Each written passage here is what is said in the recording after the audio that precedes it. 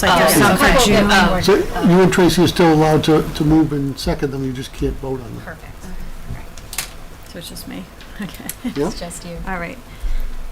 So I'll make a motion to accept as presented the public hearing literacy grant minutes. There was no changes, and I'm the only one voting. We do second. I can second, yeah. Okay. Tracy second. All in favor? So it's 1, 2 abstaining, and that's 102. it. Yep. 102, okay. All right. And then I'll make a motion to approve the minutes from, is it the public hearing and maintenance trust discussion? I don't know if that's the same minutes we just accepted. No. Nope. No, okay. All right, so is there a second? I'll second. Okay. And all in favor? Yep, so 2. Wait, Tracy, I think you were gone. Yeah, you were absent. Oh, so- sorry. These are That's the a two. still- hearings that were ju- Sorry. Should've looked at this. I'm all out of sorts with my dates. That's Tracy okay. just really wants to So know. we'll, I do. I just want to vote. that's okay, that's all right. So we'll vote again, and I was there, so 1, 0, 2. Yep. Okay. And then the next, looks like the next motion would be regarding the August 28th, 2024 meeting, and I was absent. So, So I can make a motion to approve the minutes of August 28th as amended. okay, I'll second that. And then all in favor? And then all abstaining, that's me. And did we get through that? Is there anything I missed? No, nice We're all job. needing some. Nice All right, job. thank you. All right, and so now we can move on to the principal report.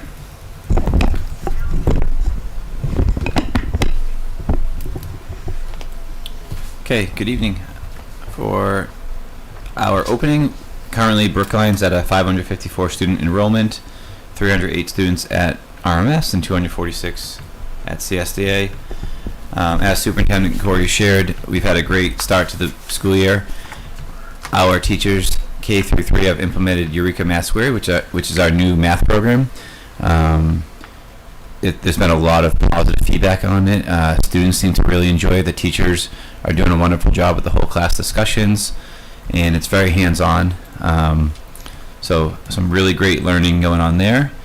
We've also implemented responsive classroom throughout the school, so all of our classes are doing morning meetings at the start of the day, and then ending at the end of the day they do a closing circle as part of the responsive classroom model. We celebrated Constitution Day last Tuesday with the whole school assembly. We also had classes do lessons on the Constitution, as we have to do nationwide. And at our assembly, we talked about our school rules throughout the building, the way of the J, and then all the teachers came up and signed our little mini Constitution that we had. So it was a fun assembly for all. And then I just wanted to thank all of our staff that we had from last year, but also all of our new staff for, like I said, a great start. Our new staff additions have done a wonderful job. And I also want to thank all the mentors who are supporting them in their new positions, because it's a lot of work and a lot of time, but it's paying dividends because all of our new staff feel acclimated and have been a valuable addition to our staff. So that's some events at RMS. To start the year, we started with a flagpole ceremony on the second day of the school year, where all of our students and staff assembled outside of Milford Street. We did the raising of the flag with some third grade students. They led us in the Pledge of Allegiance. We recognized all the new staff, all the new students, and then yes, new students and new staff, and all the new kindergartners. And then we had a wonderful open house. It was on the 11th of September. We welcomed all first, second, third grade families in, and students did a scavenger hunt around the classroom with their families, and they also had a school-wide scavenger hunt to show their families around the building. A lot of positive feedback about that event.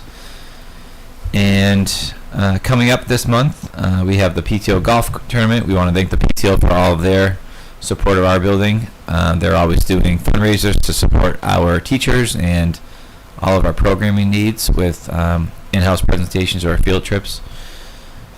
RMS is doing an off-site evacuation to the safety complex, and that's an evacuation where if we ever needed to move away from our campus, we would go to the safety complex and then reunify with the families and the students.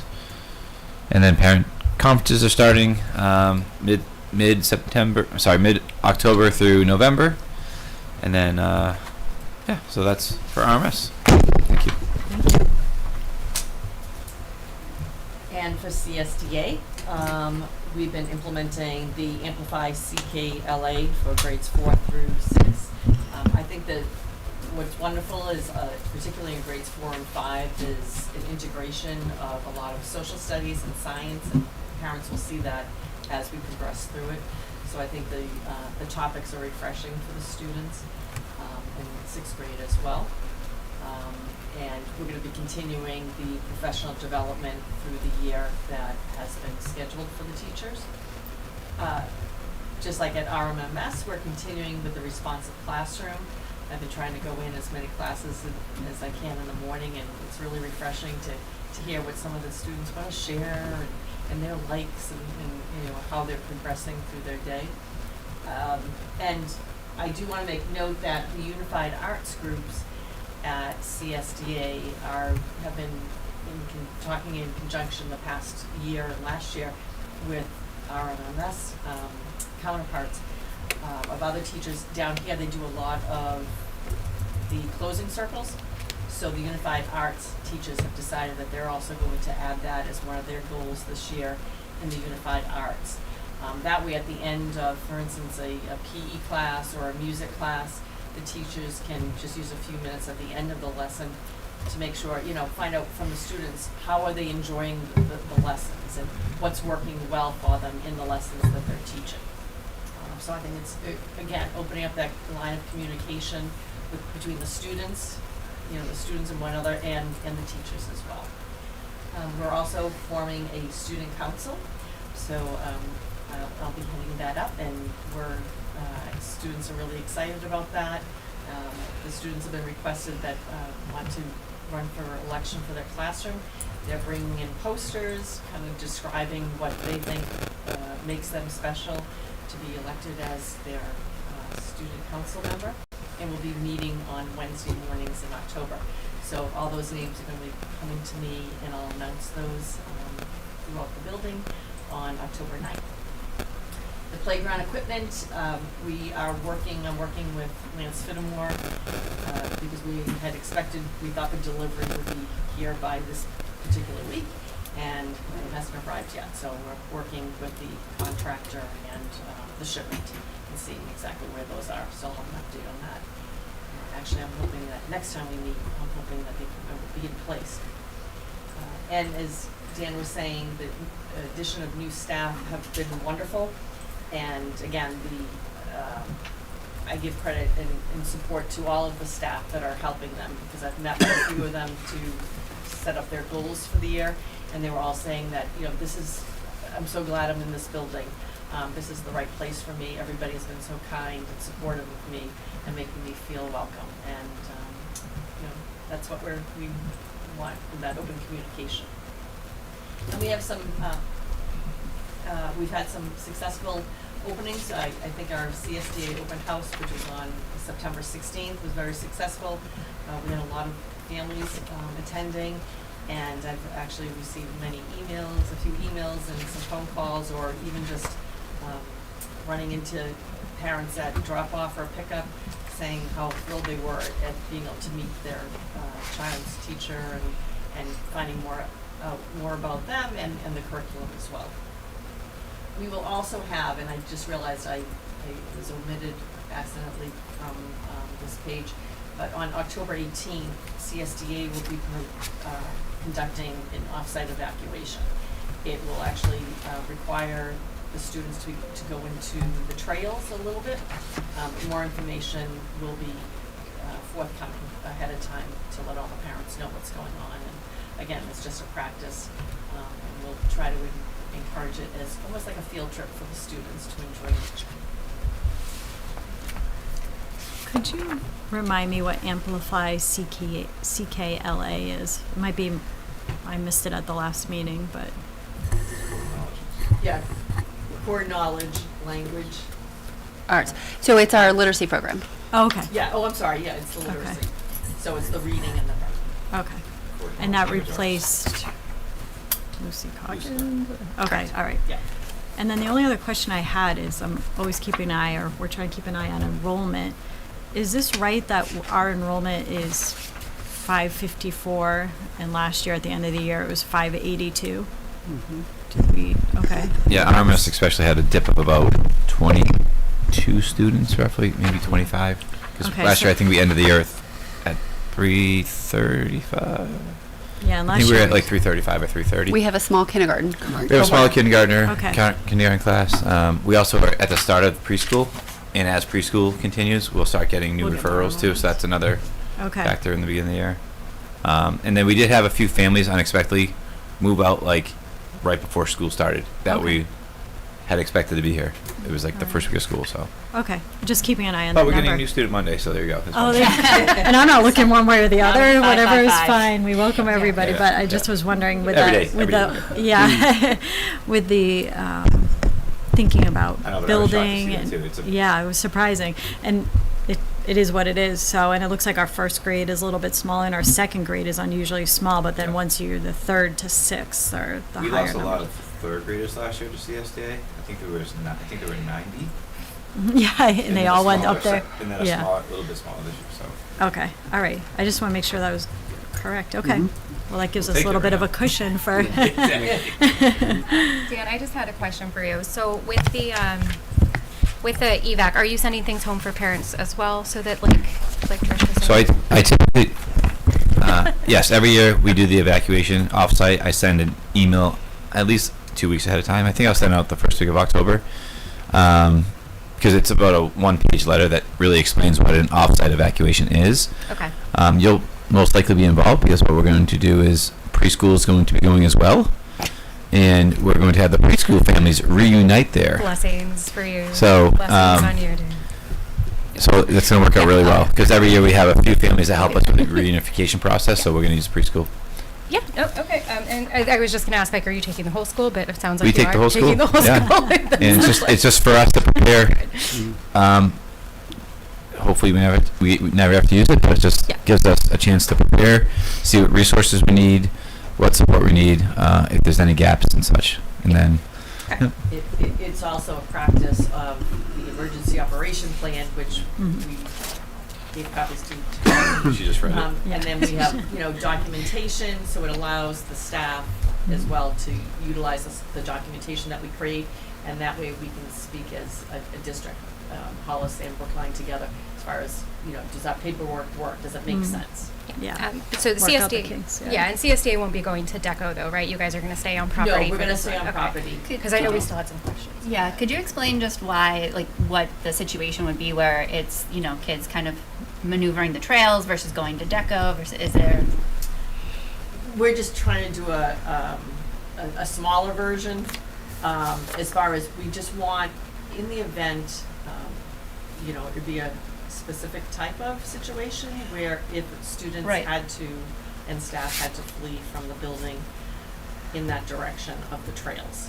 We want them, the staff as well as the students, to feel comfortable and understand that That's- there are trails there, and where they lead to have an idea. So the trails lead to DECO.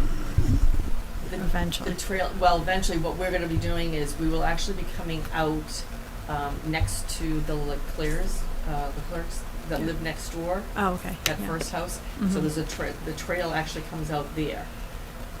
In the event of a True emergency emergency. where we couldn't have them come out there are other trails that the adults would be aware of. Okay. Okay. But in So a- for instance, today, in our staff meeting, I was discussing this whole situation with the staff. So I'll be taking them out on one particular day separately without the students, through the various trails, so that they're aware it's really just being aware, knowing what our plans would be, and being prepared.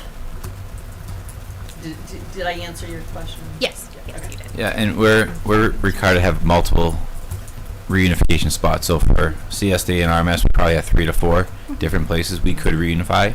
So it's important that we try the different sites.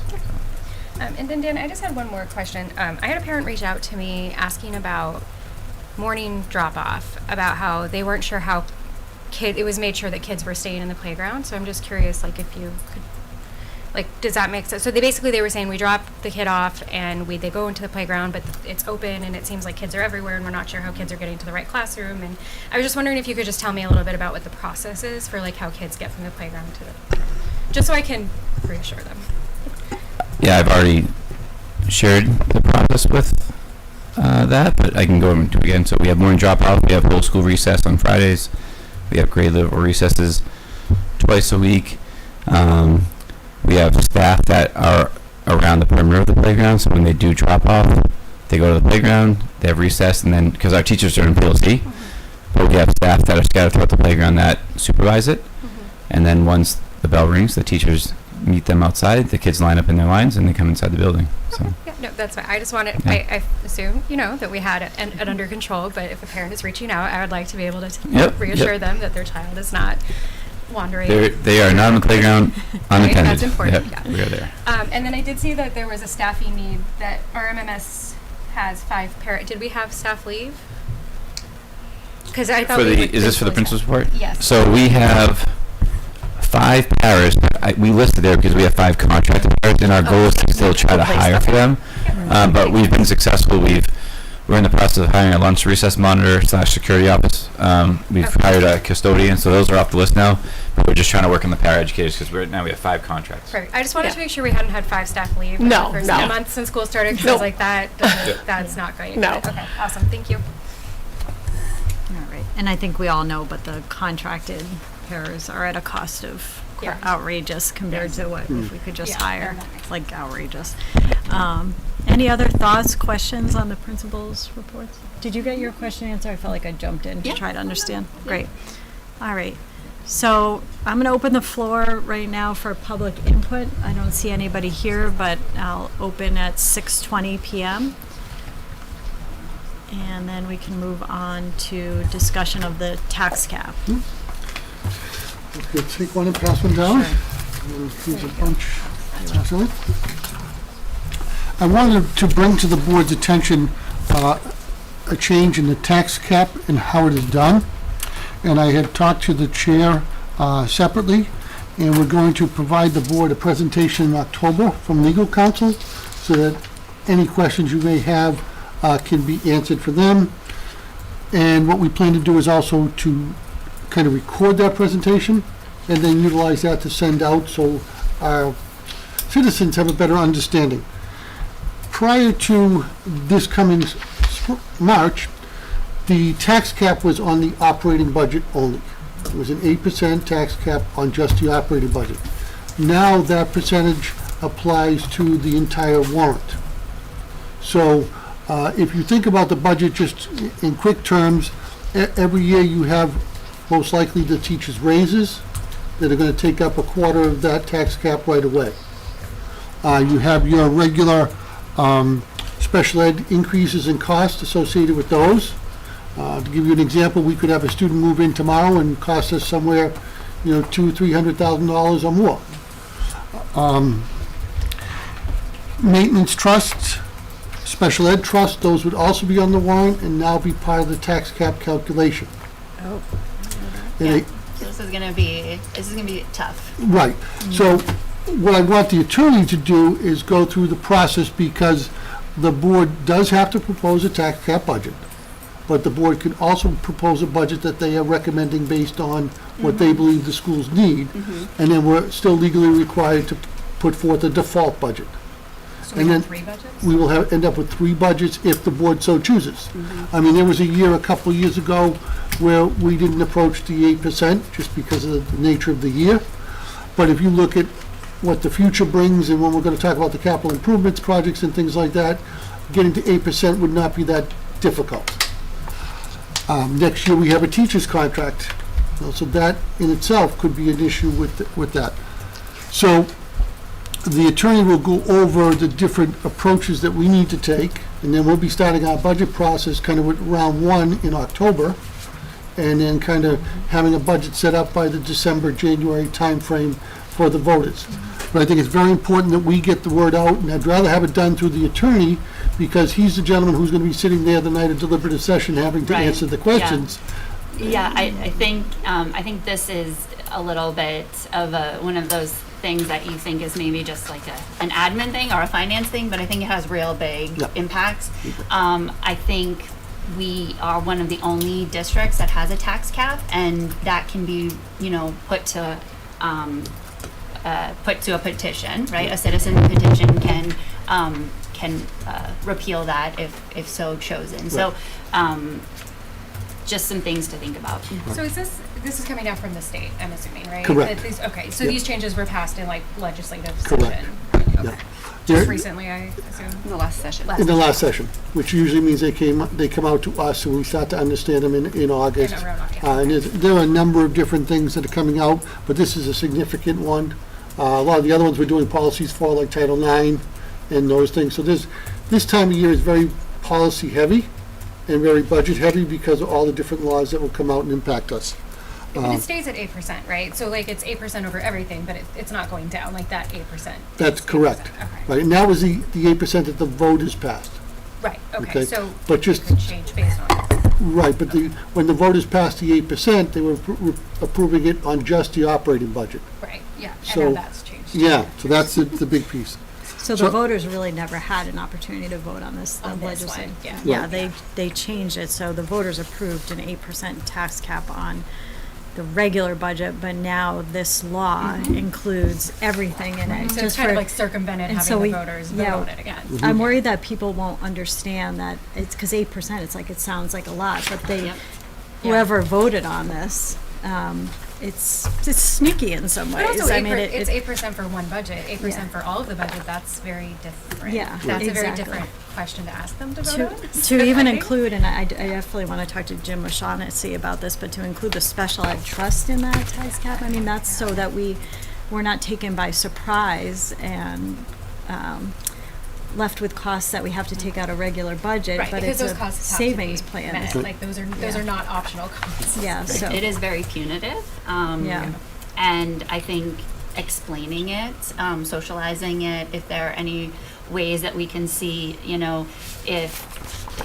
I think seeing the comparisons of, well, we could do this with this, or now with the new law, it will be this way. I think that will be really helpful to illustrate, because I do think it's going to be a shock for people. So I guess my question is, how do we want to publicize this, right? That's a good question. Because like, how do we want to present it to the public so that they understand the facts and can make decisions? Well, I think that's why I would suggest taping Jim's session, Okay. and we'll coordinate if you have questions that you would like answered, if you send them to me, I can get them to Jim. And as an administration, we'll do the same thing to ensure that we have basically any questions that the voters might like answered, and then literally taking that video and sending it out as a video. Because then the presentation's by our legal counsel, it's not us interpreting something, and I think that will be the easiest way for us to get the message out, and we can use Parent Square to get that message out, and we can post it on the Brookline website as well as the SAU website, and get that message so that the voters just are informed. Are we allowed to take a position on this law change? We have to follow the law. Yeah. I mean, we could obviously, when we construct our budget, represent the board's thoughts on why they think this would be detrimental. Because if all of a sudden I have the teacher's contract and $400,000 worth of new special ed costs and regular increases for electric and everything else, you may actually see us need to cut a person to make the budget work. Yeah, I mean, I think this is a really important conversation to have, and to make sure taxpayers and parents who are taxpayers know the ramifications of this seemingly, minute change, which it's not minute. Right. So I just wanted to bring it to your attention tonight, and then we can all plan on Jim coming on the 23rd of October, and he'll do a presentation on this and kind of give the board some guidance on how to prepare the budgets that they will prepare. And then it'll be up to the voters at deliberative session. So deliberative session is going to be as important, if not more so, this year, because the individuals at that meeting will be the ones to decide which budget is moved to be voted on, To the ballot. to the Okay, ballot. so basically deliberative session, we'll have, like, let's say we do go the full 3. We're gonna bring 3 and we're gonna say you have to pick one. No, will the default budget still be? like- Default would be there Okay, because so that's basically then choosing between 2. correct. Okay. Yep. And also, I mean, at deliberative session, taxpayers can propose their own cuts or additions. Correct. So that is something to think about as well, not just cuts, but additions. Correct. So I think to the extent, because we're in it and we deal with budgets and we understand it, but what we have to do is maybe ask questions of Jim or prepare questions as if we had no idea, no background, because that's, everybody has different levels of background, but we have to assume people don't understand it the way we do. So very kind of like laying it out. And I like the idea of visual.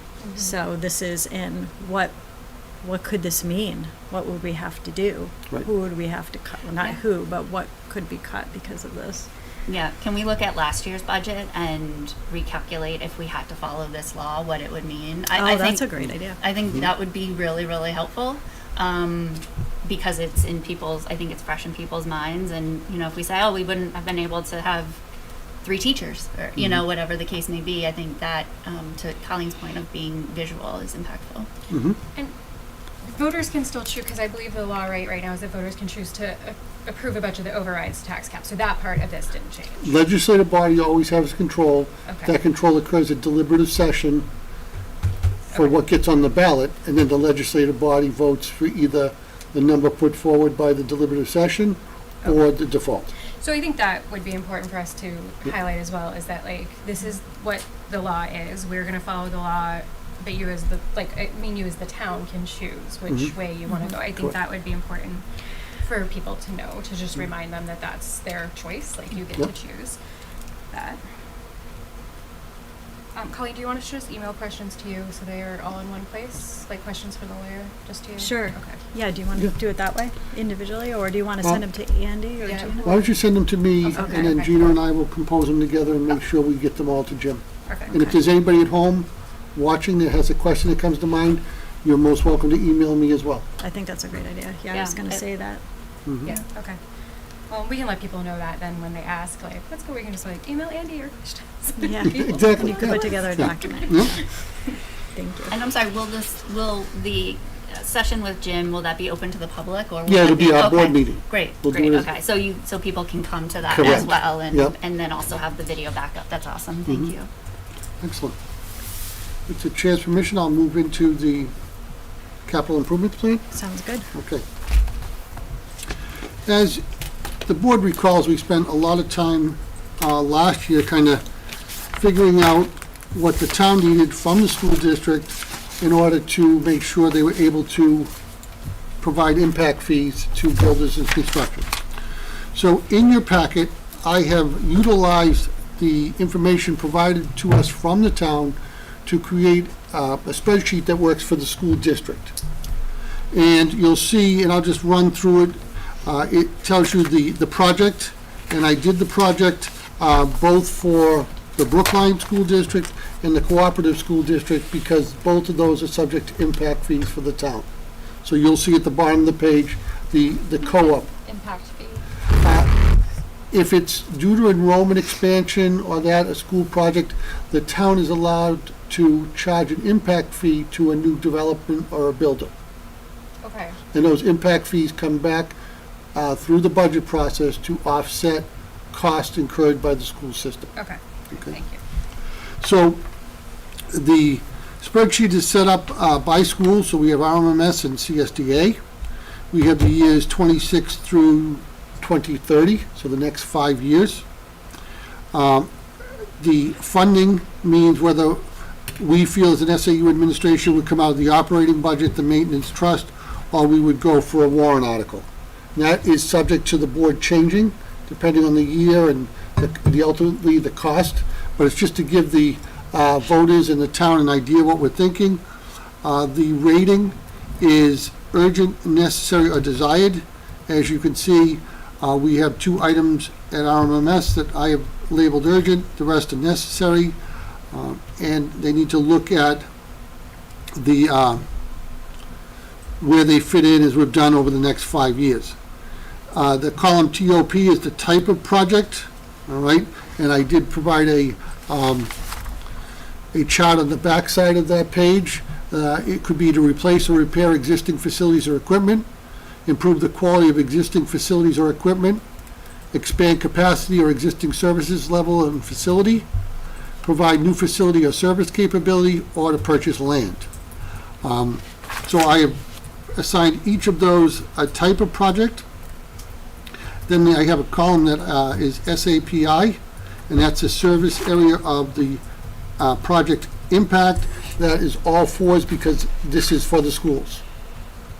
And then lastly, PR is for the project rationale, and they provide us with 10 different choices of the rationale. And I have provided the numbers that I think correspond to each of the projects.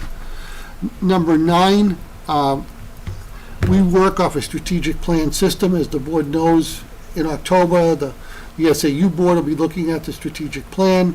I will say, and a quick thank you to the public. We sent out the survey, and we have over 900 responses for our survey, which is really, it's about 82% response rate, Wow. which is going to really be some good data for us to work off of.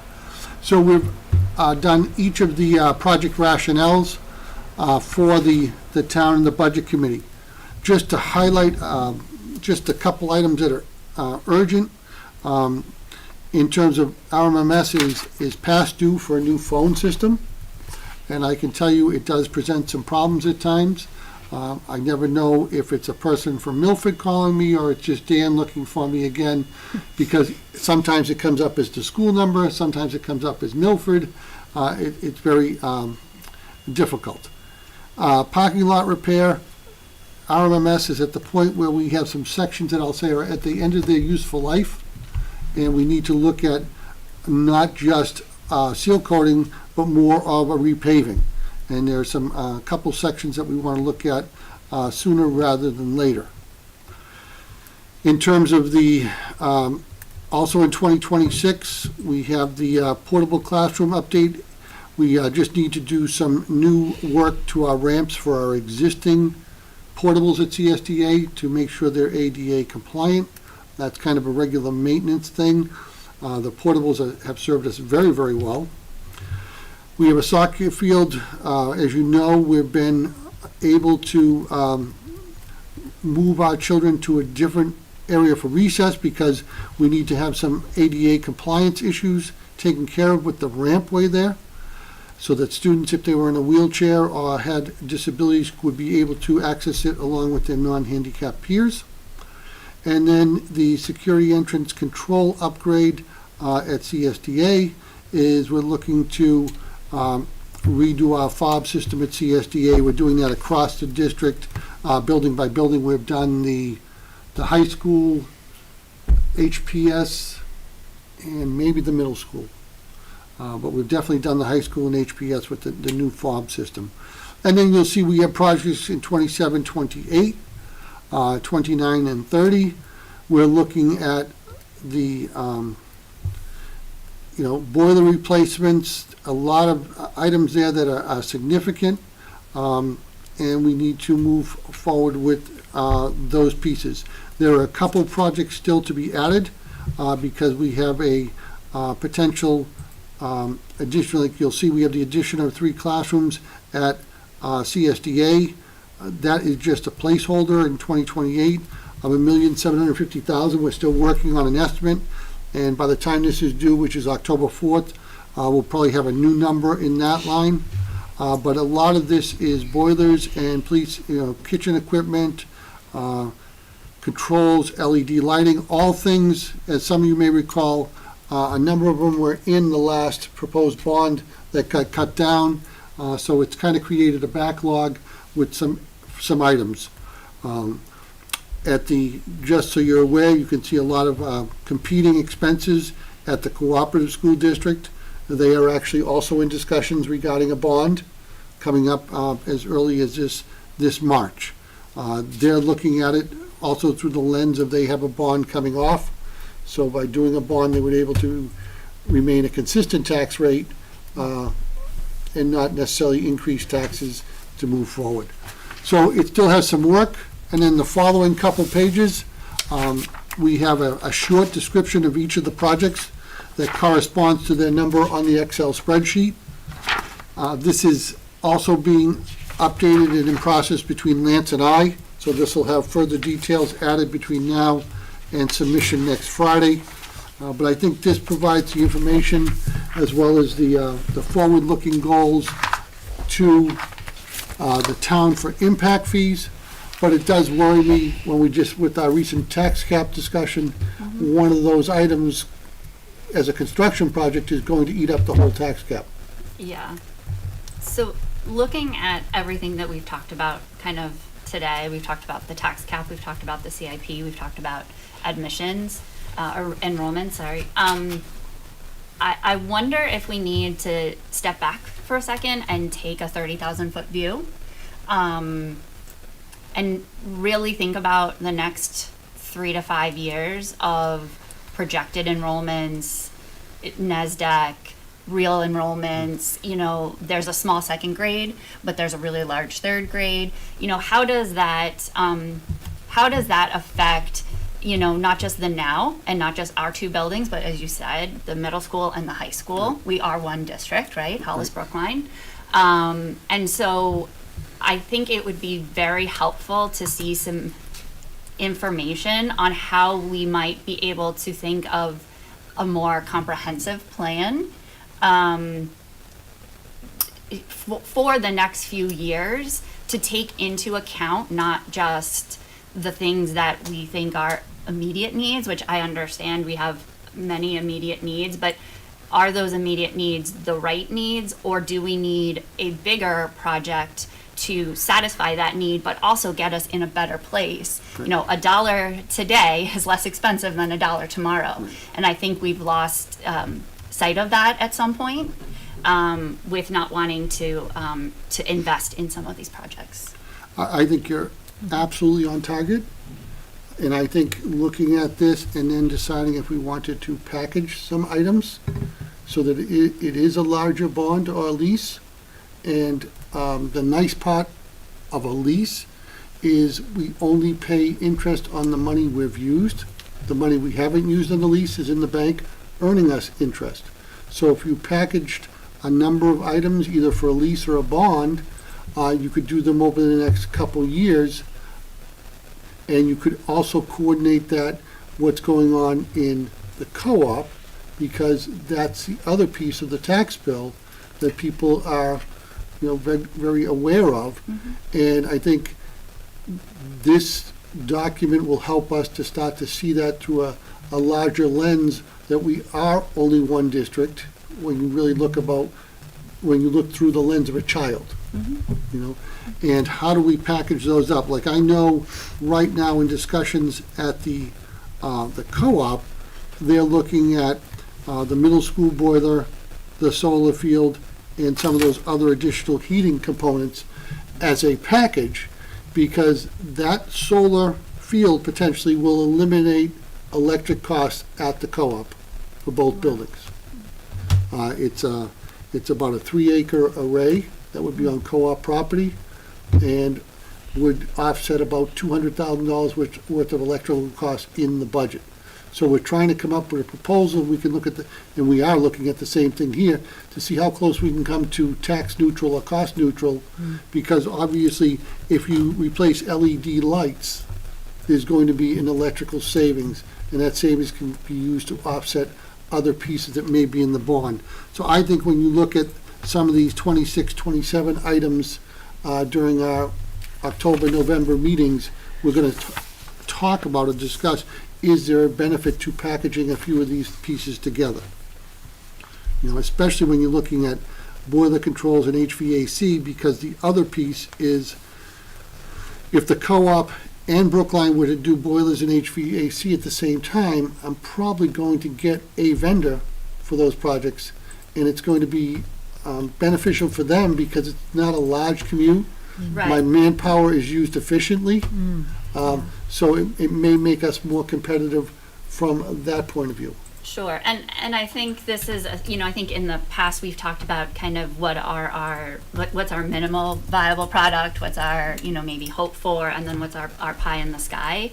And, if these are kind of minimum viable products that we need, but I think we should have the conversation of like, what does a plan B or a plan C look like? Like, what would the Cadillac be, right? Sure. And based on enrollment and based on a lot of different things, because I would hate to ask for a boiler or something and then we have to add a classroom and the boiler doesn't, Yep. with construction things are always, and so, if we look at how quickly or where the mass of students are and where they are moving to, does it work that preschool through third grade is here? Does it work that 4, 5, 6 is at CSDA? I think there are some other bigger strategic questions and comments that we can, No, we'd be happy working with Lance and facilities to kind of package some of these together with some rationale and give the board what I'll say options. Because right now, again, that kindergarten number was kind of a surprise to us, but it also makes me wonder where the economy is. You never know what's going to be the tipping point. But boilers and lights, whether we stay with the existing facilities or add on, boilers and lights aren't going to change. So we well, could, wouldn't it change if we added, like a building? if we added a whole new building, but to add a few classrooms, we would be able to purchase a boiler now that we could anticipate growth if there wasn't growth.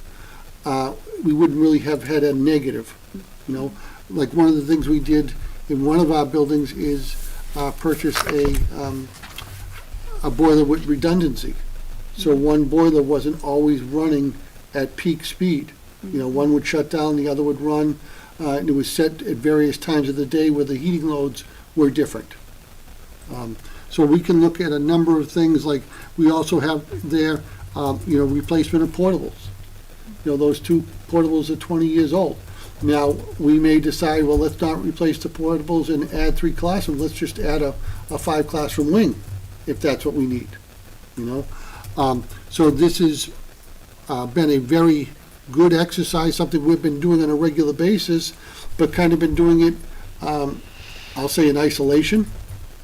And now we can look at it because it also corresponds nicely with the strategic plan and how do we move forward. And I think the more we can discuss looking at it through the lens of a child, the better off we're going to be from a K-12 perspective.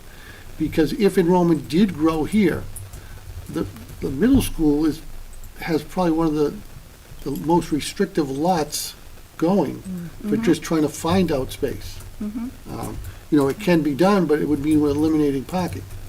Yeah, it's almost like I think what you're both saying is that we have to look at potential population increases, which it's so hard because they are potential, but we have NEASC numbers coming out soon Right. that at least help guide it, although there's all those caveats we talked about last year.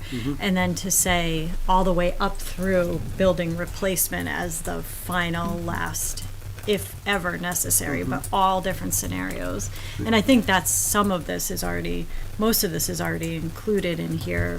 When you're talking about, when the kitchen replacement, we're talking about if we add on only, or are we talking about in 2030, no matter what?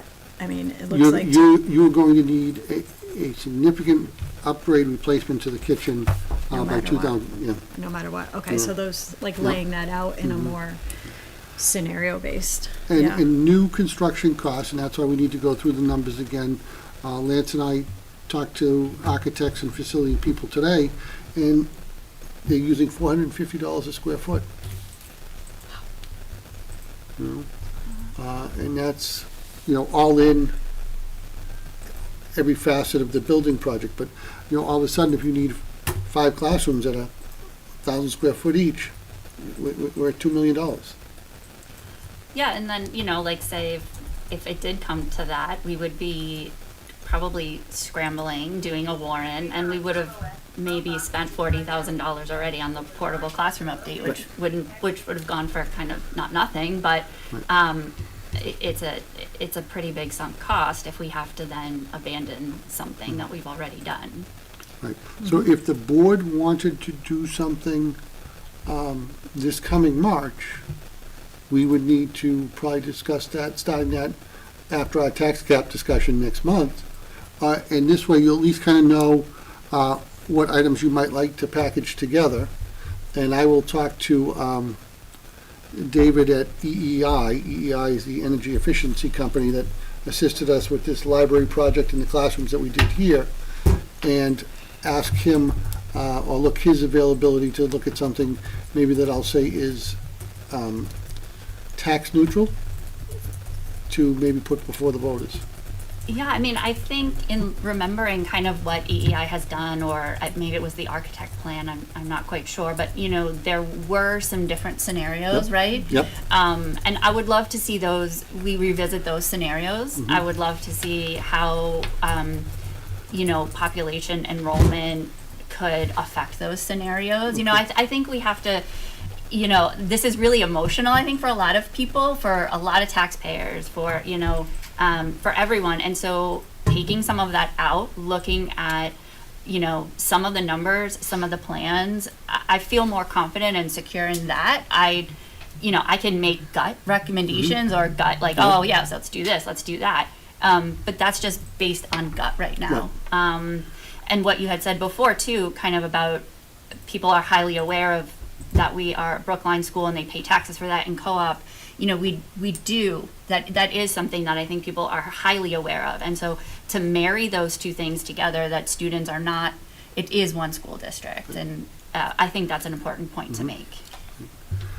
Because the other thing we could look at is if there was an appetite, say, for 2027 instead of 2026, we could use this March and do a warrant for what I'll say construction cost and plannings and drawings. So when you go back to the voters in that following March, you've got what I'll call a not to exceed number.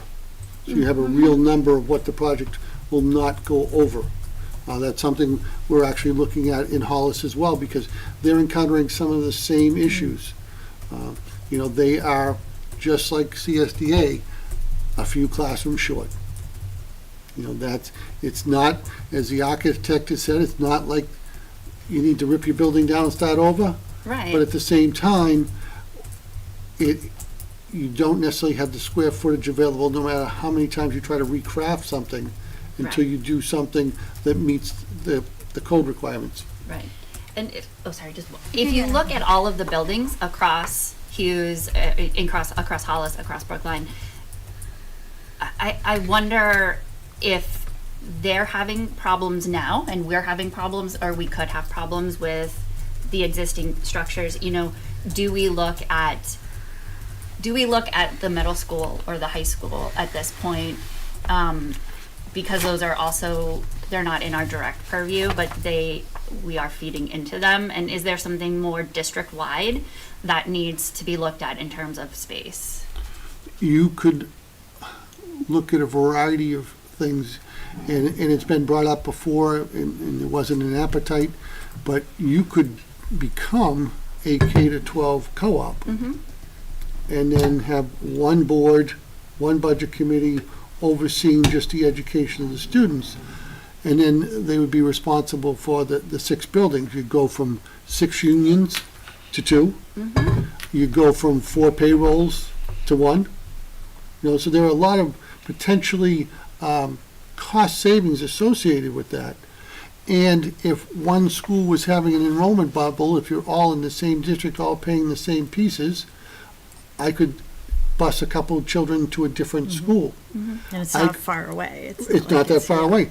And I could establish special ed programs based on need, so that one building might serve an intensive need population for one specific disability, and another building has another, and just maximize that staff, because right now, we have speech and language, OT, all that, all the different districts.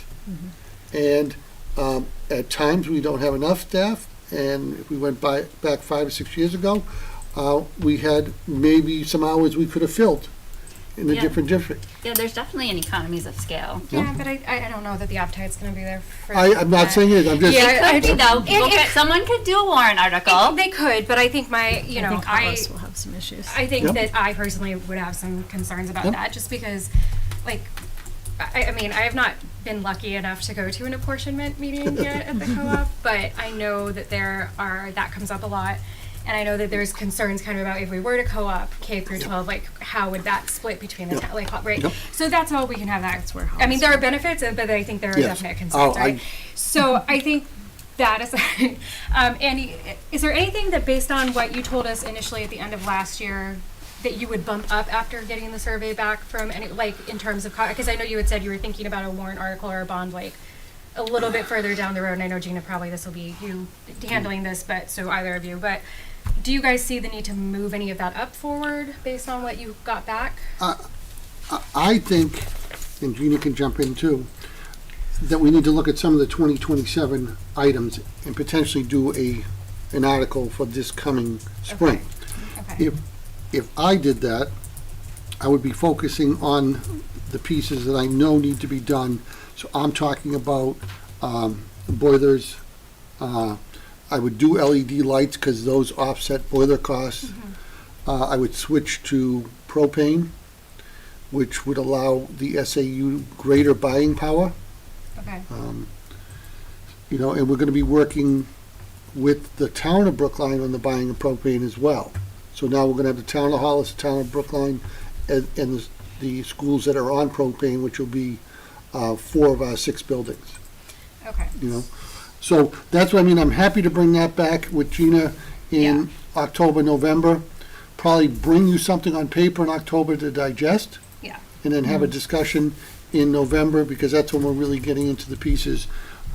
Yeah, I think that But- would definitely be something I would want to see, because I know initially we had talked about doing some of those bigger things down the road, but if after the feedback that you're getting and then looking at everything, there's things that we need to move up, then I think that, yes, they need to kind of be brought And- out.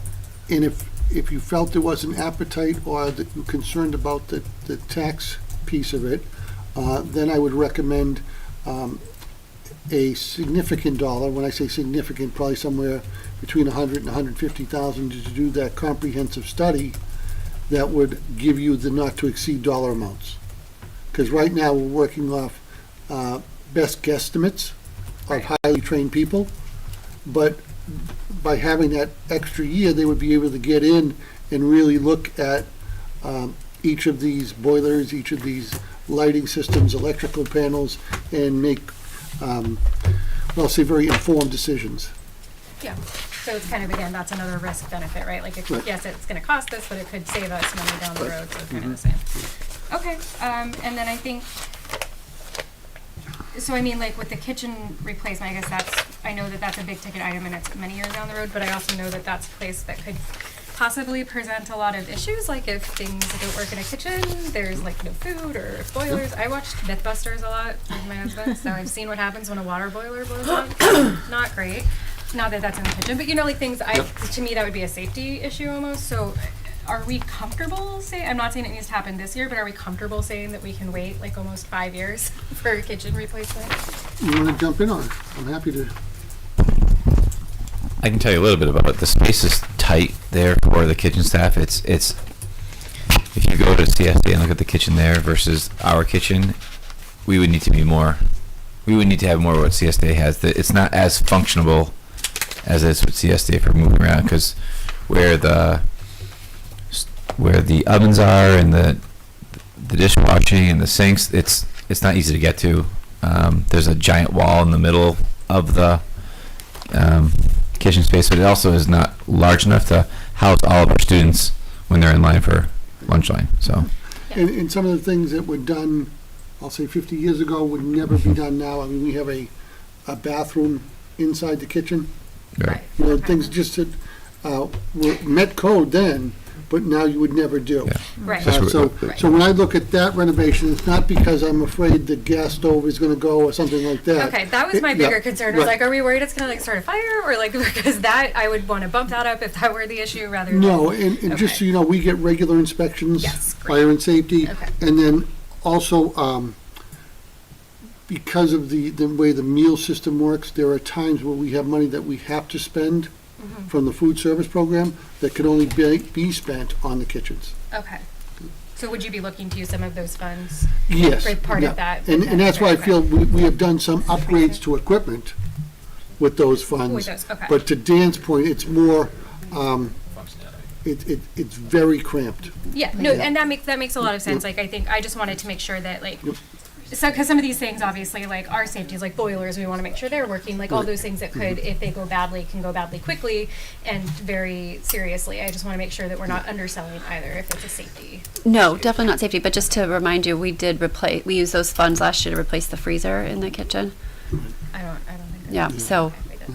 Okay, good. and just another thing to consider in terms of like what we would move up and when, if we're looking at doing something a little bit more tax neutral, some of the items have rebates, but the rebates expire, so we would want to potentially look at doing them soon, I'd say sooner than necessary, Right. but when they're still eligible for a rebate, so they Okay. become a little bit more affordable for us. An example of that would be the LED lights. Yeah. Okay. We believe that program will be phased out in probably the next couple of years. Okay. And then with the RMMS bathroom renovations, is that all of the bathrooms, or is there just one specific bathroom? It would be eventually all of them, Okay. okay? And it's mainly, not all our bathrooms are ADA compliant. Okay. We've done some nice upgrades and done new floors and different things like that. But at the same time, again, it's about the space of 30, 40 years ago compared to what's required now under code. Are we at the risk of incurring fines for that, for them not being ADA compliant? No, because we have facilities that are compliant. Okay. We'd just like to go from some facilities that are compliant To to all bathrooms that are Okay, compliant. yeah, I just wanted to make sure, because I think we got, No, these like, are great when questions. the elevator wasn't installed, we got dinged for that. So I just wanted to Yeah. make sure, because if we're at the risk of fines, Yeah. I would say that's also an important thing, because Yeah. that's us spending more money Yeah. to say we'll get it done at some point. No, those are good questions, Yeah. because this is kind of all triage. I mean, I'm Right. looking at this, and number 2, under the PR column, is really to alleviate substandard conditions or deficiencies, and Right. almost everything Yeah. seems There's like a lot it's of twos. substandard. Yeah. Yeah, Yeah, I mean, because the building's older. you're right, if you think about this building, Yeah. this floor, Mm-hmm. which was all redone, and the 2 classrooms that were the library that were redone. But there's, and then we've done piecemeal flooring, painting, all of those pieces. We've done a good job of keeping our roofs. Dan does a fabulous job of isolating the sections that need to be done and getting those through the budget. It's just more that now CSDA all of a sudden, which was the new building, is 20-something years old. Yeah, it's not new. It's not new, exactly, Yeah. So with the CSD, when it says Life Skills Student Services, what is that? You want to touch base on Sure. that? So as our programs are growing, it's recently been moving up to CSDA. More students in the life skills program are moving up to CSDA. So we want to make sure that we have adequate space and set up for them. So we're looking at how to look at existing spaces and either making some half walls or just kind of combining spaces. And we're in the midst of that now. Okay. So that's like that's the contained classroom life Yep. skills? Yeah. Okay. And when you think of that just strictly from a cost point of view, not an educational point of view, that $184,000 could be the cost of having to One place one student out Right. because of yeah. that. And let alone, I personally feel we do a much better job Yeah. than transporting our students someplace else. Yeah, I mean, I think we always should be thinking about inclusion. Yep. Inclusion hurts no one, Yep. so, and it makes people, Well, I mean, and it's always going to be better if we're really strictly operating in that least restrictive access federal law, which we should also be doing. It makes more sense to try and accommodate them in community than it does to, because that's a very restrictive on families. Even if the family isn't the one that's footing the bill, like there's still it's a longer bus ride. It's that can be hard. So It's getting to the point now because of the cost of transportation. that in some cases residential is a better placement, Yeah. which I don't necessarily agree with when I put my parent hat on. I can't- Yeah, You know, right, I can't imagine doing that, but when we look at it just from a strictly the numbers, transportation costs are becoming staggering. Right, whereas if we can provide that space and community for less Correct. of that, even if it looks bigger on paper, I think this is a message though that we need to try as much as possible to get out to the public too, though, is that Yes, it's like, I was going to say where are that. we sick? Because I think a lot of times we see all these numbers and we're like, oh my God, what do you mean you want 1.5 million for a kitchen? But like when we Right. explain like, okay, when we spend this now, we're saying, I'm not sure that we've done a good job of getting that. You are absolutely right, and I Past think it years. came up with voting about how these are community buildings, right? And we all have to invest in these buildings as taxpayers and as community members. And it's not just for the children that are here right now, it is for the community. So when you put in a ramp, that doesn't just mean that someone with a wheelchair can go up. It means somebody who has a broken leg or an older person who can't do the stairs. I think that has to come through when we talk about our schools, because they're not just ours and for the children, they're for the community.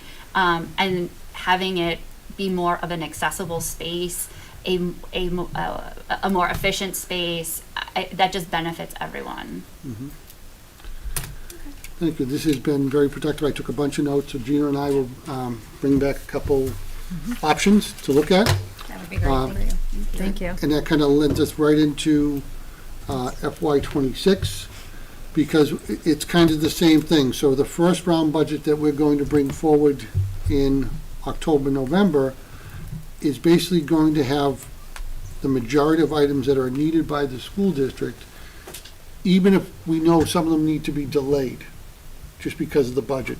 But it's, we need to look at the reality that it's very, very difficult to get a paraprofessional now. So most school districts are being forced to use an agency. And that agency is probably 2.5 times, if not more, the cost than if we were hiring them. So whether we want to fund a para at that rate or not, we are funding paras at that rate. And I think this is going to become the new normal, because these agencies have kind of now become embedded in school districts and are being the hiring agent. I would prefer, and people who come to us from agencies often talk to us about coming to us permanently, but it's that differential that they can't give up. And it's not like it's a huge differential, but what the agency is providing is some form of insurance. And that's the big ticket item. And it's really interesting that we still correct, no openings at the co-op for paras? Correct. Right, and that's because the co-op day is longer, which qualifies them for benefits. So those paras get health benefits and those things, so we don't have any openings there.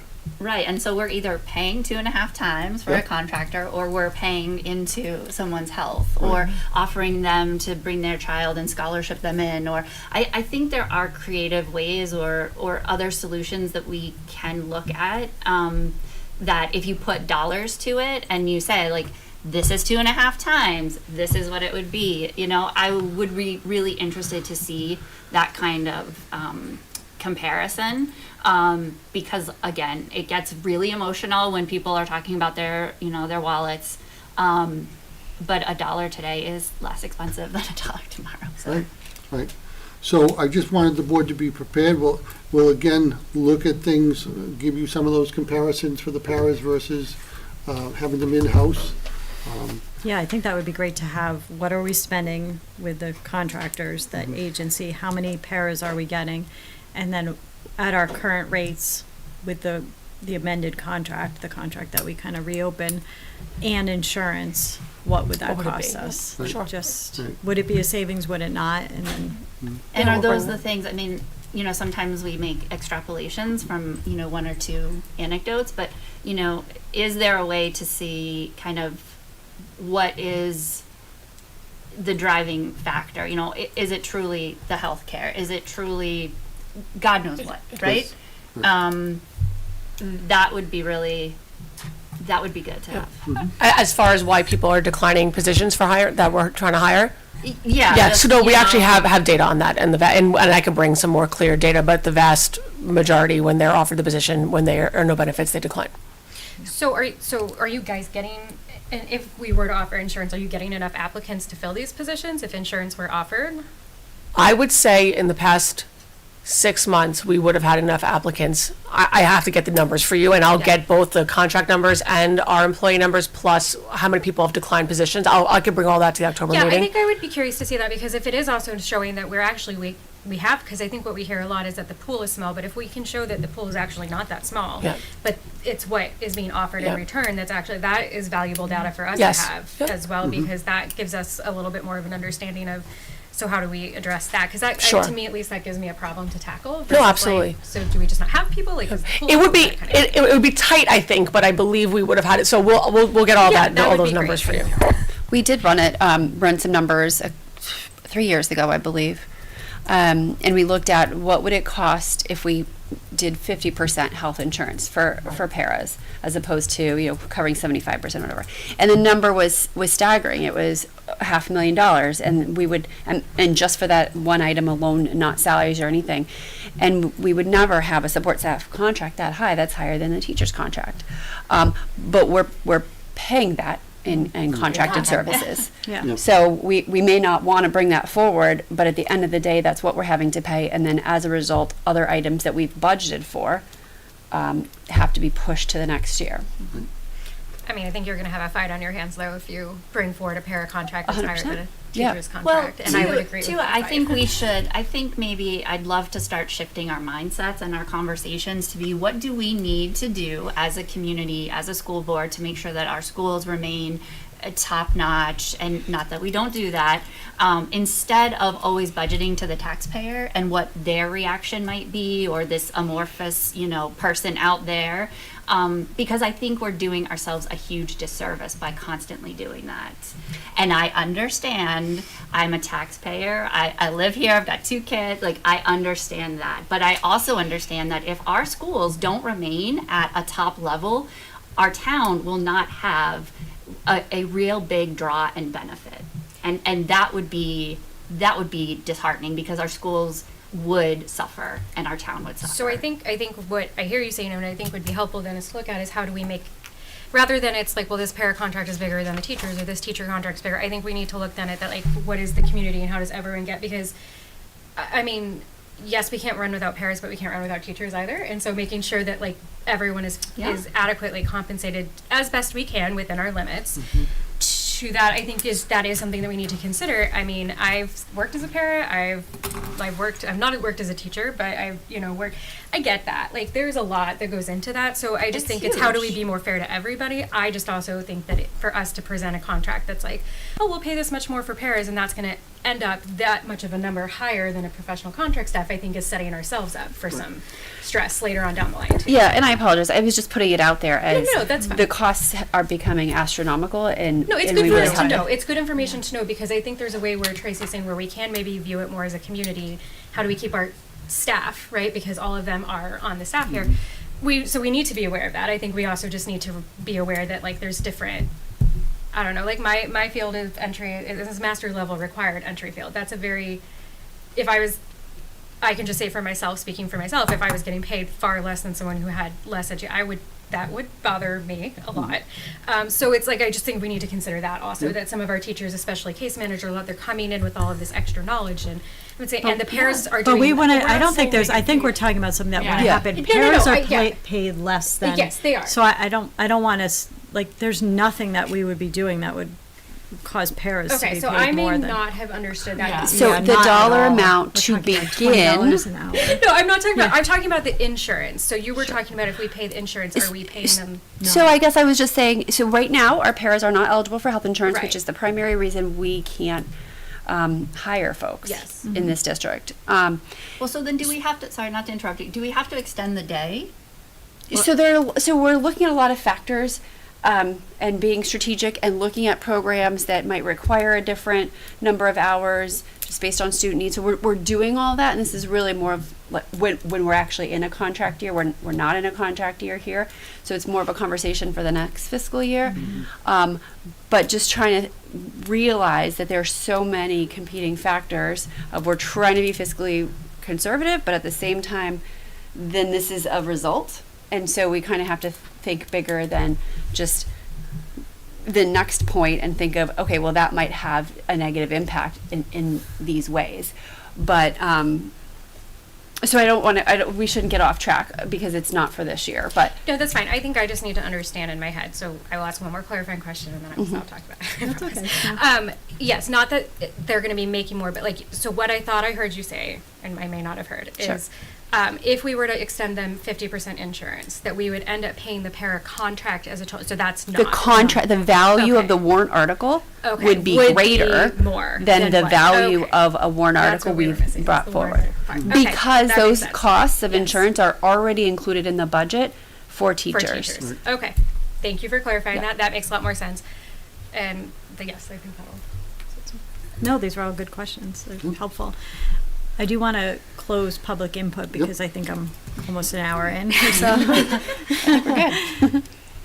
No, it's all good discussion. We don't have much opportunity sometimes, so I'm glad to. I think, and I'm, it's just, I'm still catching up, trying to This figure big, out. what- big important This has issues that been, are. I think, extremely helpful because Yeah. we can bring you back some of the information you Mhm. requested, because each board establishes their own pathway to where they want to go.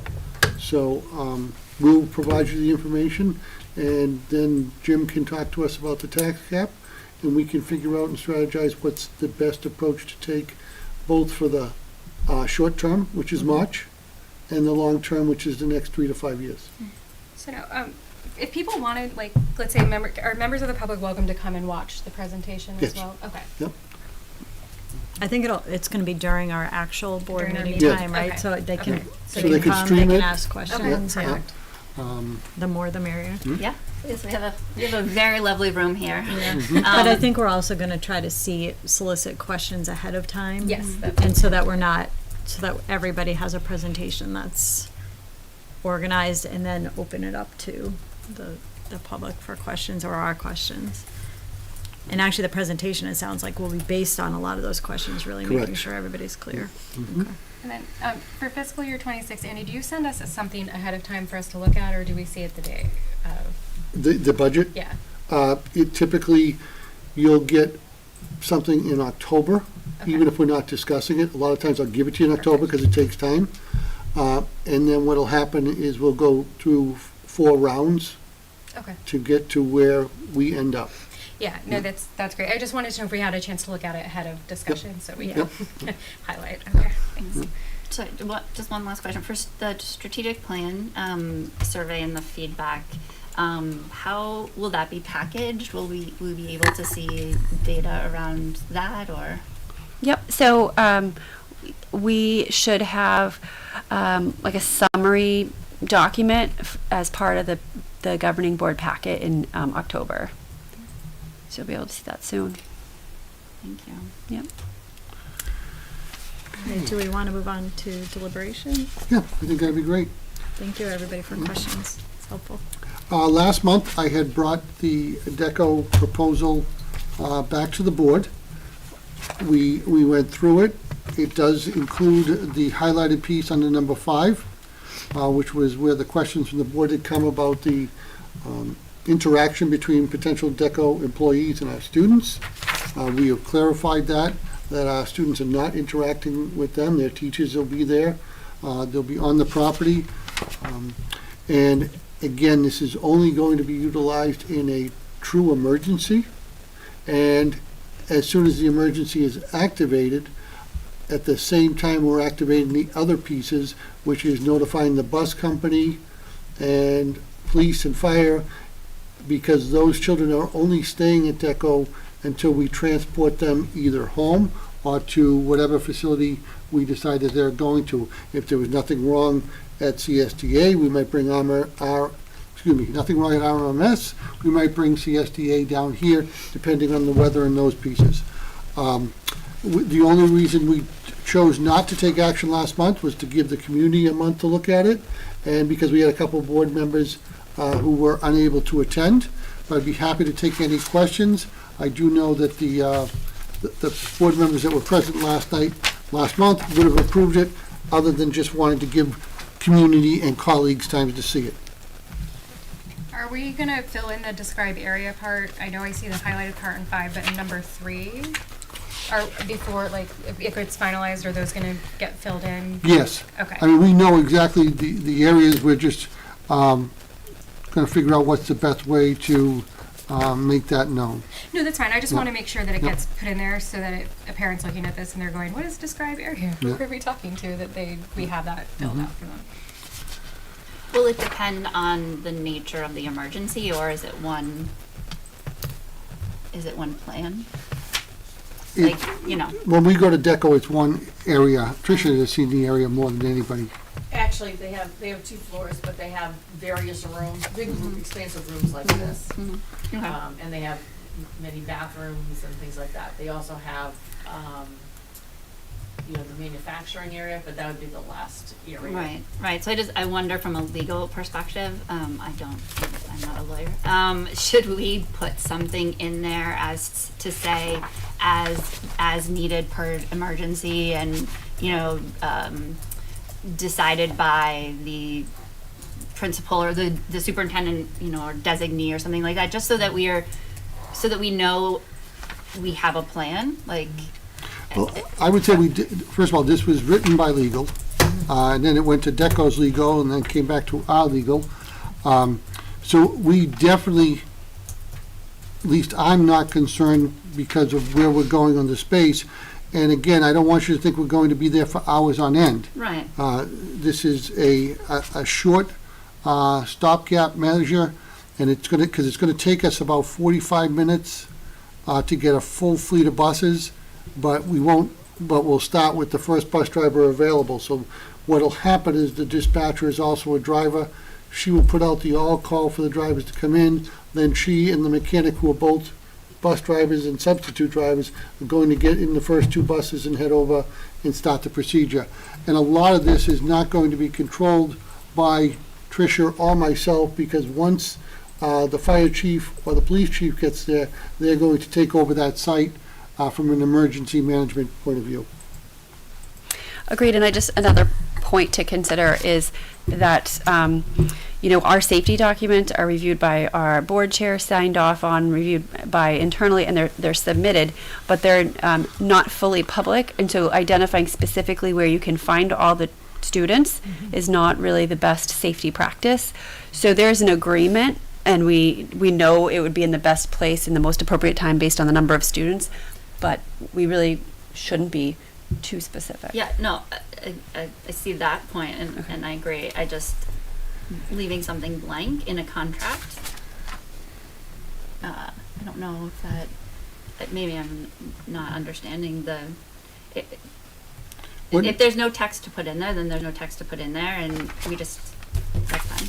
Which number are you on? Number 3. So, I mean, but are you thinking like you could easily just say staff shall gather at an area approved or previously agreed upon or something? Yeah, like based that? on, I think it could be something like based on the emergency, or based on when the fire chief gets there, he takes just some sort of action. I mean, if it's not a big deal, then let's move on, but.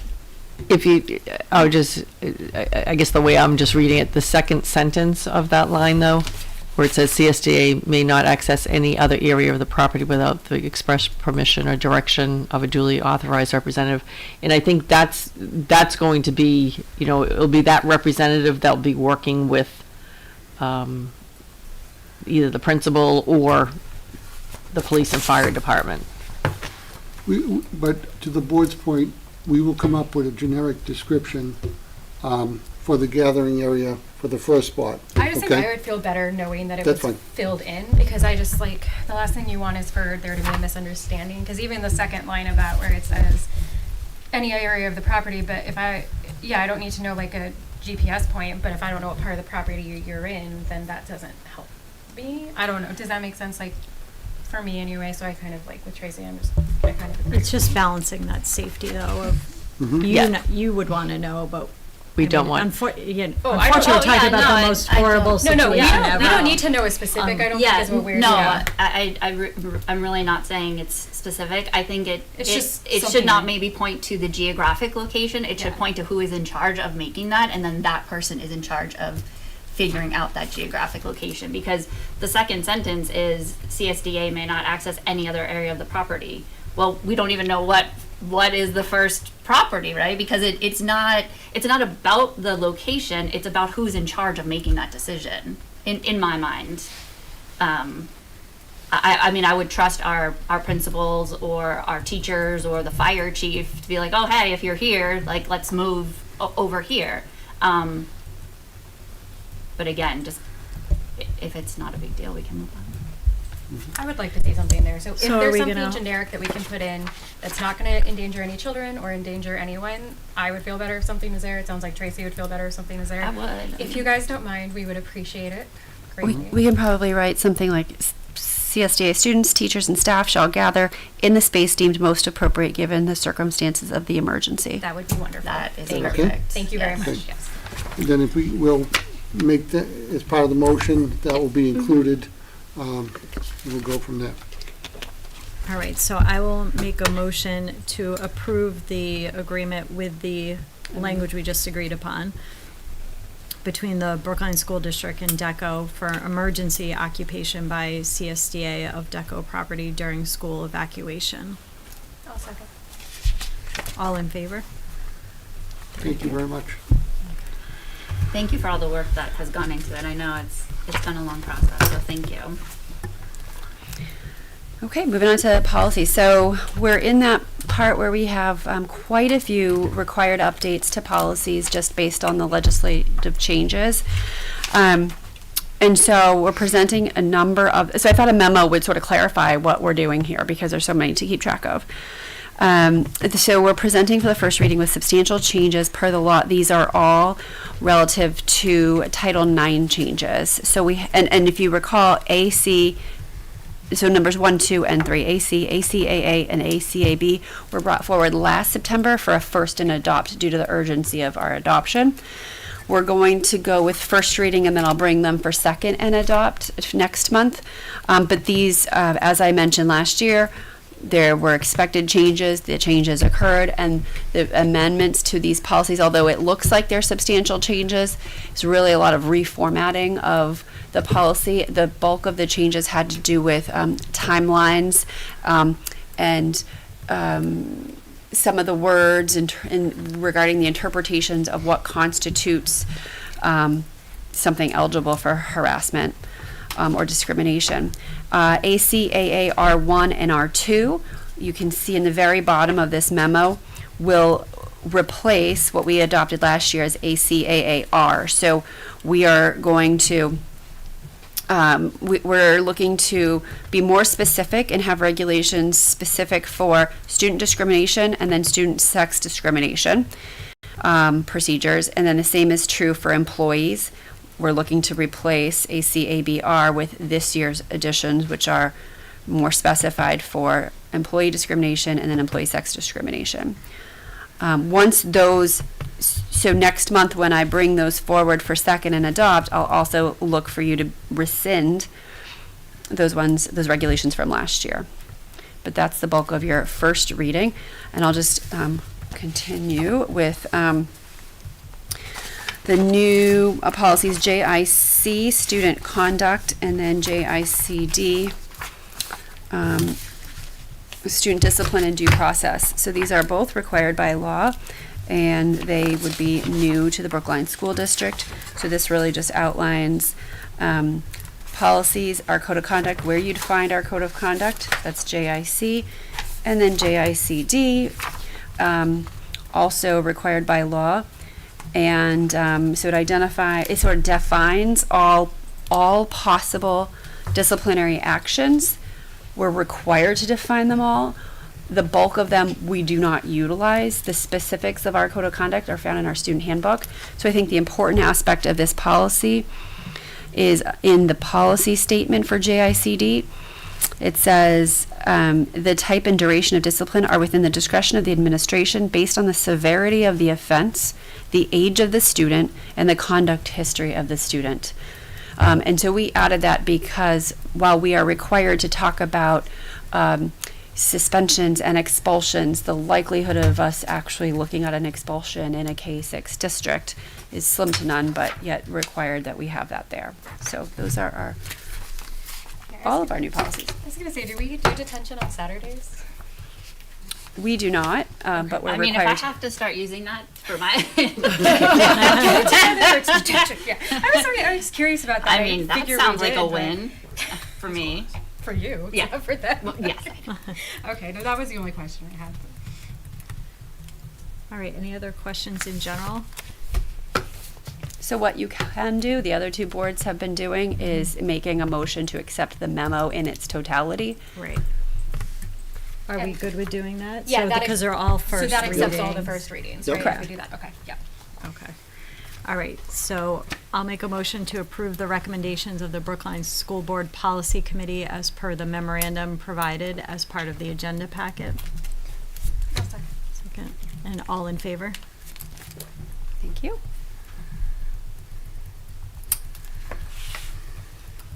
And then I think we are, We don't need a non-public? We do do not we have need it a on public. non-public? Nope. Okay. So motion to adjourn? Yep. That's what you're looking for? I'll make a motion to adjourn. Okay. I'll second that. All in favor? Excellent, thank you Thank very you. much. Thank you.